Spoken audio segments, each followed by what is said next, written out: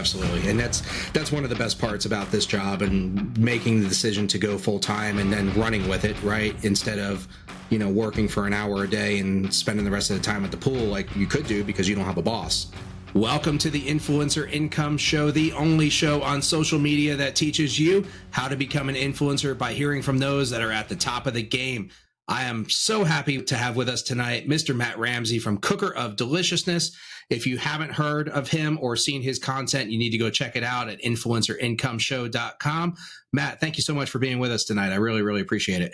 My pleasure, man. Happy to be here. Glad to have you. You have a wealth of knowledge in social media. You've been around the block, as they say, a time or two, and certainly know your business and know what it takes to get this thing done. So looking forward to hearing what you have to say tonight.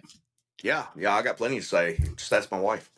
Hey, that's why we're here, right? We'll get that all out here so your wife doesn't have to hear it after we're done, right? So we'll go in. So let's get started here. If we just jump right in, tell us about your story and your journey on social media. How did it come about? And let's get to know you a little bit. Yeah, so I'll be honest with you. I never expected to get into social media. I'm not the most computer literate person. Actually, I've been a nurse for 20 years. I had a buddy who is also on social media. He does woodworking. His name is Matthew Peach Woodworking. He was having some success, and he's really blown up in his niche. And he was like, man, you always post pictures of what you're cooking. Why don't you start posting on social media? He talked me into finally, I put it off for months. He talked me into doing a TikTok. And then, I'm persistent, I'm stubborn, and kept at it. And somehow it took off, and here we are. And I have no idea why. I'm definitely not a chef. I'm just, if you look at my bio, it says amateur cook of tasty eats, and that's what I am. Absolutely. Well, in seeing your content and watching it, not only as a fan, as I am, but also getting ready to talk to you here, you have very relatable content, it seems, at least in my opinion, to the everyday working family who likes, like you said, tasty eats, but isn't going to necessarily spend 2 or 3 hours getting dinner ready for the family after work. So kudos to you, first and foremost, for identifying that niche and figuring out, what works. I guess my question there would be on that, and this is an important one for anybody that may be new or thinking about getting into the business. Was that intentional, or was that just kind of how it came about naturally? No, I just kind of post the things that I enjoy eating. Starting out, I only did things that we would eat here at the house. So basically you weren't seeing many vegetables on my page. As I've grown now, it's gotten so much that we can't eat all of the things that I cook. And if I want to diversify a little bit, I will cook stuff for the neighbors. And if I want to include vegetables and certain things that we don't like, if you ever see mayonnaise in a recipe of mine, 100% I'm not eating it. And if it touches my finger or anything, whenever I might throw up. Mayonnaise is my kryptonite. Is it all mayonnaise, or is there any particular brand out there that resonates with you a little more than another? It's all mayonnaise. The one thing, ranch, I can eat, but if it has a hint of mayonnaise, too strong mayonnaise, then I can't do it. I'll make my own buttermilk ranch using sour cream and buttermilk. Yum yum sauce, just a little bit on the rice, but no, man, I can't do it. There you go. Well, to each their own. And, what I've seen from cooking in the yard and posting content on my channels is that flavors are subjective, right? Everybody's got their own favorites and things that they love and they hate, and it may vary from one person to the next, and things taste different to other people, right? So right. Certainly something that we've learned along the way from the comments section, usually. With that being said, right, you talk about you cook the things that you eat or your family was eating. How did the social media part of it take into effect, right? You had your buddy that was in the woodworking business, kind of encouraged you. What kept you going after those that first video or two? So I did, a few videos, and after 2 weeks, I had a video that it was I called it the Kentucky cheesesteak. It was just a steak and cheese sandwich that I made on the griddle. It got 10,000 views. And my buddy, the woodworker, he was like, man, that's fantastic for 2 weeks into social media. So that kind of gave me a fuel to my fire. And I was just decided I'm going to be persistent with this. And so kept pushing. After a couple of months, I hit 10,000 followers on TikTok. I started out with only TikTok. I had a personal Facebook page, but that was the only Okay. social media I had up to that point. So one night, I'd always wanted a big dog. We had a little Bichon that passed away in 2013. She was the best, but I always wanted a big dog. And so I made a video and I asked my wife, I was like, how many followers do I have to get on TikTok for us to get a big dog? And I always wanted a chocolate lab or a Rhodesian Ridgeback. That was the two. And she said 100,000 followers. And I was like, challenge accepted. And There so you that go. really fueled my fire. And I was like, I'm making this content. Like, I'm one of those people that I'm not going to be super talented at anything, but I am persistent. And if I set my mind to something, it's going to happen. If I want something, it's going to happen. And that's what it takes to navigate social media, right? With all the ups and the downs, to have that, I guess, as you would say, that carrot hanging on a stick out there to chase and to continue going after, having that bigger why than just, oh, I'm going to cook dinner tonight and post it, and who cares from there, to keep you going through the peaks and the valleys. It's really important. And I think a really good takeaway that new or up and coming creators can take from Matt here is being passionate about what you're doing and having that why, that to continue to go after there. So with all of that said, what have you come to find is the hardest thing about social media and doing this job day in and day out? To be honest with you, what you just touched on, peaks and valleys. Like, man, I'm telling you, like, if you put a video out there and it takes off, which also is a lot of times videos you don't expect to take off. Yeah. It is like a huge, like, dopamine rush. It is such a good feeling to wake up and have a video that's going viral. But like, there'll be periods where like you'll be in a low point. You'll be like, man, I'm like really working hard and like nothing's paying off. And at this point, this is my career now. And like, I'm depending on this, and like, what am I doing wrong? So you really start like searching for solutions, and it's basically like keep grinding, keep doing what you're doing. That's what got you there. And it always somehow works out. I also look at it like, this career for me now is an absolute blessing. I'm still have my nursing license. If I ever need to go back to work, I'll go back to work as a nurse.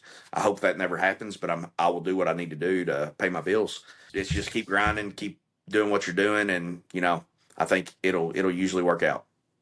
Absolutely. And when I'm looking at content and when I'm looking at how videos are performing from my standpoint, what I focus on is the content. And I always focus on trying to make better content. In the early days of me being in the influencer business, I always get stuck in the weeds of, okay, I posted this on this day and it didn't work, so I'm not going to post on that day anymore. And what I really learned over time is that when you hit that piece of content that your audience really loves, that's when it's going to take off.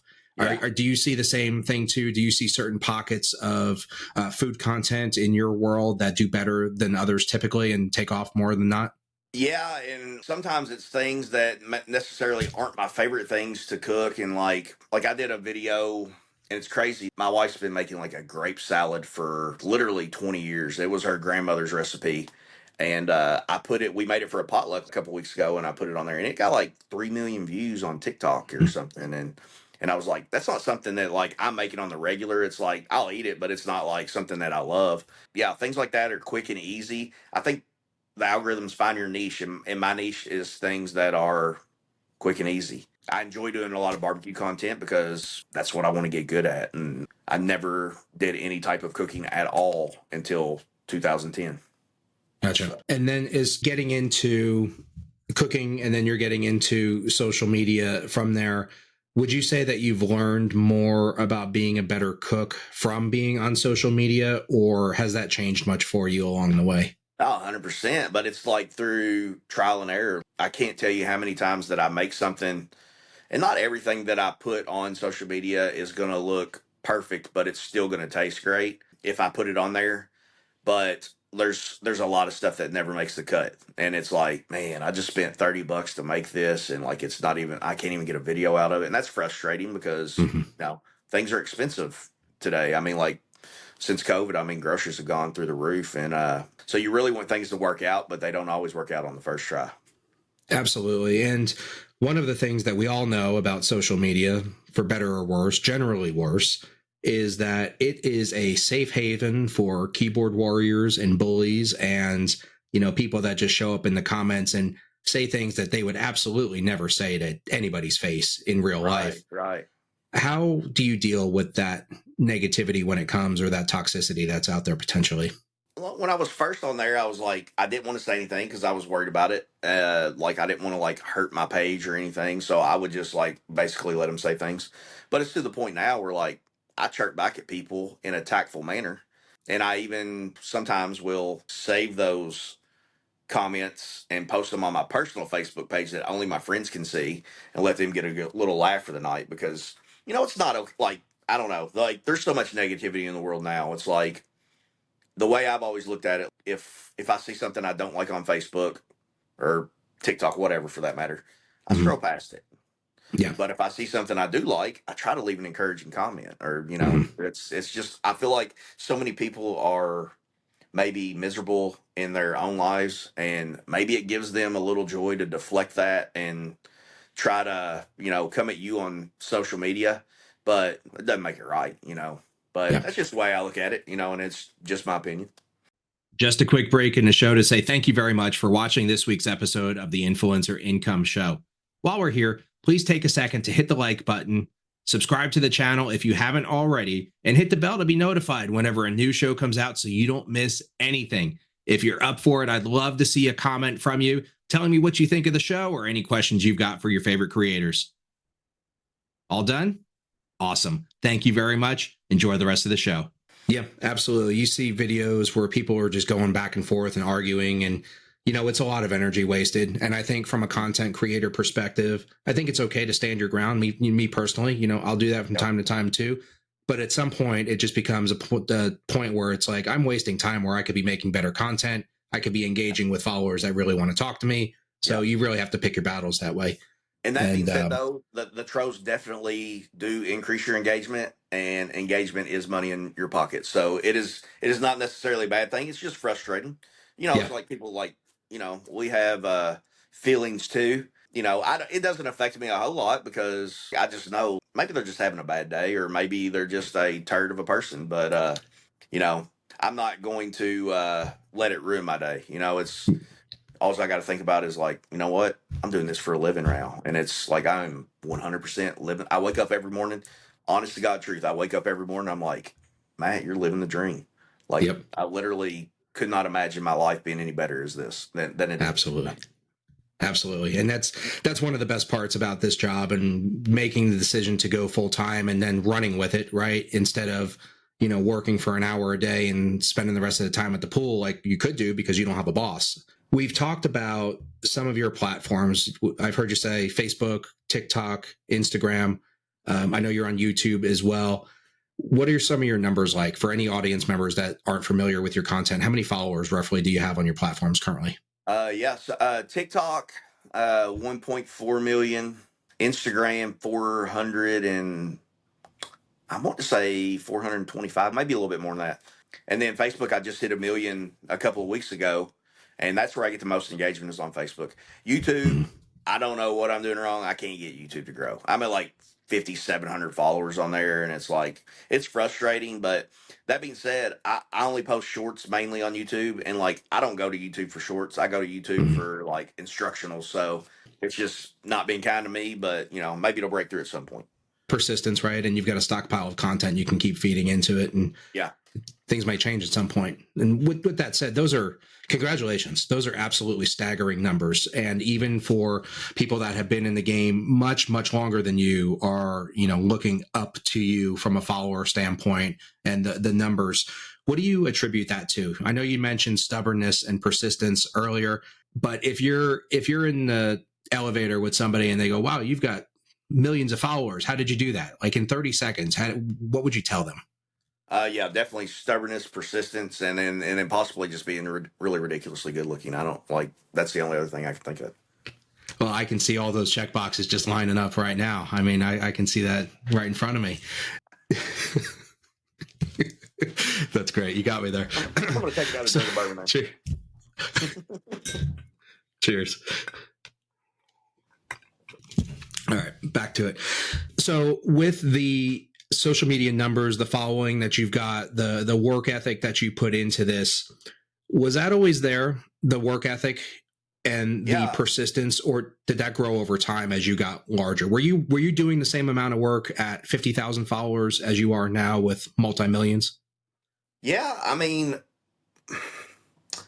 It's kind of a trade-off because, like, I think whenever I first started, I was trying to get several videos out a week because I was trying to grow, but I was also working full time as a nurse. And also, like, for me, number one, and will never being a dad is number one for me. So I'm a dad first, husband, and then the social media comes after that.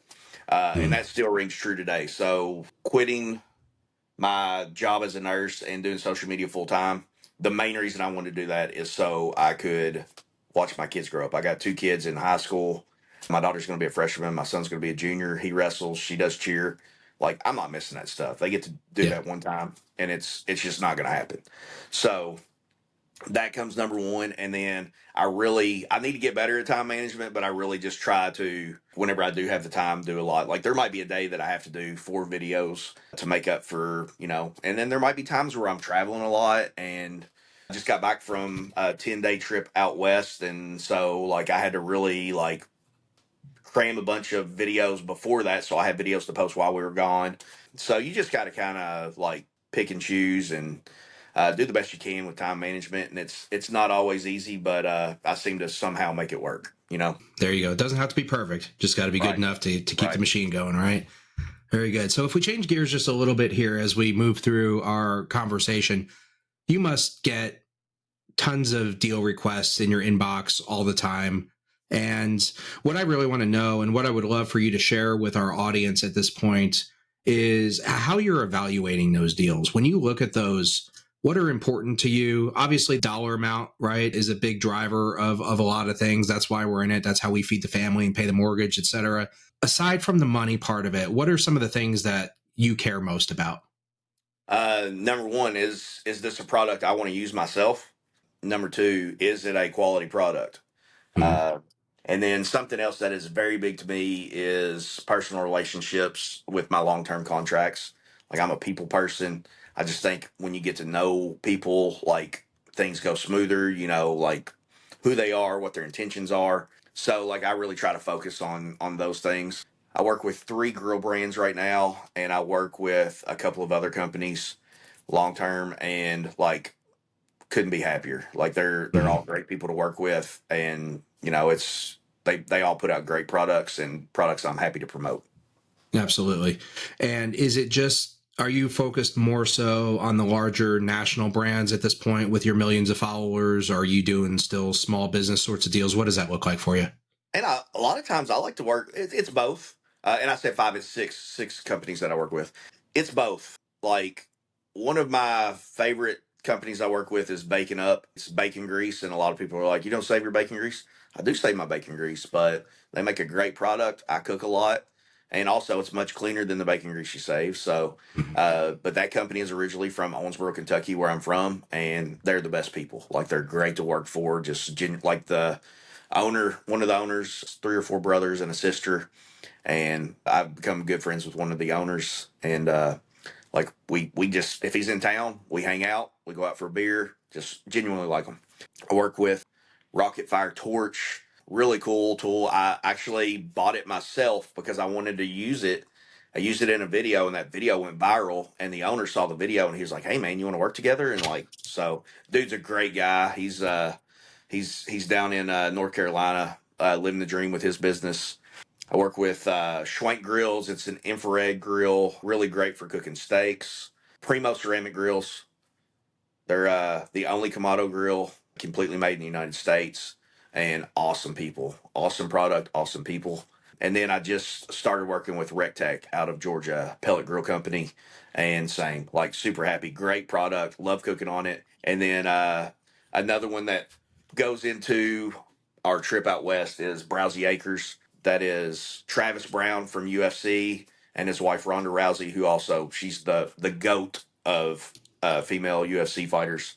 Mm-hmm. And they own an American Wagyu, full blooded Wagyu beef company, and also pasture raised chickens. Became friends with them when our trip last month went out there, got to cook for them, hang out with them, talk to Travis pretty much every day. And they're just good people, and they are super passionate about their products. They use regenerative farming. Great. That you should check out their website. I mean, it's like, the passion that they have for what they're doing is honestly, like, it'll make you passionate for it. I mean, it's just great. So I try to choose to work with companies that I believe in and that are going to believe in me, Yep. and it usually works out if you got to follow your instincts and follow your gut, and it's going to work out. Absolutely. And you said something there in the beginning of that as you were talking about the brands that you work with. It's the R word, the relationships, Yeah, right? 100%. That's what matters the most. If you look at the social media landscape from a consumer, then the brand, and then the content creator, like it's all one giant ecosystem where the brand has a campaign manager that needs to go out and find influencers to promote their products, etc. And if they've got somebody in their hopper, in their inbox that they like working with, that they can depend on, the content is predictable, it's not somebody that's going to give them a hard time over everything, they're going to get that business every single time. Yeah. And the reality is, and I think me personally, this is one of the lessons that I learned the hard way coming up, 200,000 followers ago, is that we are one of many. And there is lots and lots and lots of people with very large follower counts that can promote products. And when we get that email from that company that we love, that we want to work with, that we want to show off, like I think it's up to us to really go out of our way to work to build that relationship. And it ultimately means more business for us, the influencer, the content creator going forward. And it just makes things easier for everybody. So kudos to you for being able to cultivate those relationships, stick with them, grow them at times when it's there for it, because you've obviously done good work before, and it's showing that they're not just hitting you up for your follower numbers, right? And Right, there's, right. There's a million companies that would want to be on your channel, but I would imagine that there's, this 6 plus the handful of one-offs that come up are really going to be the only ones that are going to make it on there. So that's a really impressive feat that you've been able to do, that you've been able to run this as a business with a small handful of those very, very solid relationships. And I think that's something that up and coming content creators can really latch onto and take as advice coming out of this. Yeah, and also, like you said there, as far as the relationships go, there are some companies that are up and coming, and they may not have a budget, but like Mm-hmm. if you like the product, like there's a guy in Tennessee is it's called Arbo's Cheese Dip, great product. The guy's a combat veteran. He flew a helicopter in the military, like awesome guy, and he messaged me, and I get tons of messages like want me to promote products and dude, I'm telling you, like my brother's a veteran, my brother-in-law's a veteran, so soft spot. So if I see that, like I'm going to be flooded with DMs for product Yeah, there placement, you go. but like I'm more apt, do it for that. And like I just messaged, Arbo back, Andrew, and I was like, man, I want to try your product. So he sent it to me. It was really good. He's growing, and I Mm-hmm. was like, listen, dude, I'm going to use your product, and I know you can't pay me, but you got a good product. I think you're going to do well. So, like, I love doing videos for him because he's an awesome guy, and like, he's living the American dream too. Yep. And that was relationship. So now he's my buddy. So you become friends with these people, and it's not. I love making money as much as the next person, but it's not all about money. Yep. And I would venture to say also, based on my experience, that when that message showed up initially in your inbox or your DM or whatever it was, based on what you've described to me, I would go out on a limb and say that they probably didn't start the pitch with all the things that they can do for you, and how you using their cheese dip in a video was going to boost your following and blah blah blah. Just that 100% general authenticity, right, comes across. That's it right there. Yep. And you can really feel somebody out and their intentions as well, because those emails come across every day of like, hey, you get to be featured on our Instagram page and we've got 10,000 followers and we're going to send your account to the moon. And it's like, no, you're not. And But what they don't tell you, a lot of those pages, is that we're also going to make money on ads that get ran on the videos we feature of yours, but we're not going to share it with you. That's right. And that's something that content creators always need to be on the lookout for, is especially if you're doing a deal that you're not quite sure about, look into it, ask some questions and get those questions answered and make sure that you feel really good about that, because I've got horror stories myself that I could tell over a bourbon and a dark smoky bar sometime of companies making tens, if not hundreds of thousands of dollars off the content that I've made. And it's just one of those things that you learn. And that's one of the points of the show here, is to give new and up and coming influencers and content creators that look behind the curtain of what it's been like for folks that have been doing this for years and overcoming those hurdles. Be very careful. I'm looking right into the camera here. Be very careful with the details of the deals that you sign, because you never know when they could come back and haunt you and bite you in the rear end. You have to feel good about them from jump. Otherwise, you're going to be iffy the entire way out there. Number one is, which I have an agency that represents me now for deals, but except for the other ones I already had. The number one, so many companies will they get perpetual rights to your videos. And then like that company could you might go a completely different direction with your content, and they might continue to run, and it could hurt you in the long run. So yeah, you definitely got to read all the fine print. I work with Luma Media Group, and Braden, my agent, he's great, handling all that stuff. So yeah, you definitely gotta watch that stuff. Yeah, and the definition of perpetual usage on your content means that the company can literally use it forever for whatever they want. They can make money off of that forever, all by sending you, who knows, sometimes it's a free box of seasoning or whatever, and you get zero out of that. And what that really means is that company never has to pay you again, or they never paid you the first time, right? So always something to be on the lookout for when you're signing those deals or taking that free thing. Sometimes it's going to be a lot more costly than what it could have been for you in the long run. So great advice there, Matt. We've covered a lot. We've covered your background. We've covered your platforms and how you think about content, your niche, great partners that you work with, and things that you're on the lookout for. My question for you right now, before we wrap up, is what's next for Cooker of Deliciousness and the accounts, and how you think about maybe the next year or the next 2 years out for you and what you're doing? I'm just going to continue to try to grow my brand, and it's also to the point where I'm growing enough that it was a blessing for me to be here, and I feel like it would be a shame if I didn't do something good with it. So I'm trying to do some things and give back. I'm doing a pop-up menu at a local restaurant this weekend, and I put a lot of time and effort into this, and 100% of anything that is earned and would be given to me, I'm donating to 3 local sports programs that I'm partial to.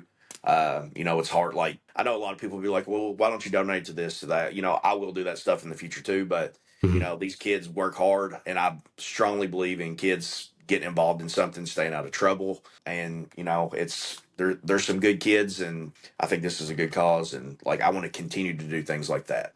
Not just that, I'm always game to do stuff for veterans. My brother's in law enforcement. He's one of the best men I've ever met.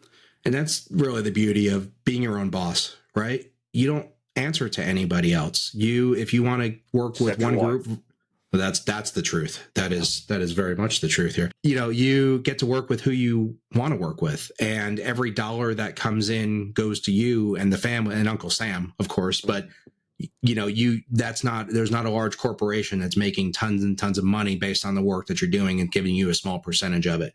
Yeah. So lots of upside in the business. It does take a ton of hard work. You heard Matt say it, stubbornness and persistence, understanding that you're going to be a success with this regardless of what it takes to get there, and just powering through and seeing through the ups and downs. So excellent advice coming from Matt. Matt, I really appreciate you being here with us today. Thank you so much for sharing your insights and your experience with the audience. For everybody listening, you can go to influencerincomeshow.com. You'll find all of Matt's information. Cooker of Deliciousness across all platforms is where you'll find him. There'll be links to his website. You can find us on YouTube, where you'll see the full video stream and just how handsome Matt actually is. He'll tell it to you every day, but you can go see it on YouTube. Influencerincomeshow.com. My mom told me I was handsome when I was 8, and I've just clung on to that. I see it. I can see it. I love it. Thank you so much for being with us today, Matt. I really appreciate it, and best of luck in the future. All right, appreciate it, bro. Have a great day, everybody. Thank you for tuning into this week's episode of the Influencer Income Show. Head on over to influencerincomeshow.com where you'll find all the video streams of the interviews that we've done on the YouTube channel right on the website. Also, get the audio podcast on all major streaming platforms. Be sure to like, follow, and subscribe on all the platforms you watch and listen on. It really helps the show, and I would really appreciate it. See you next week.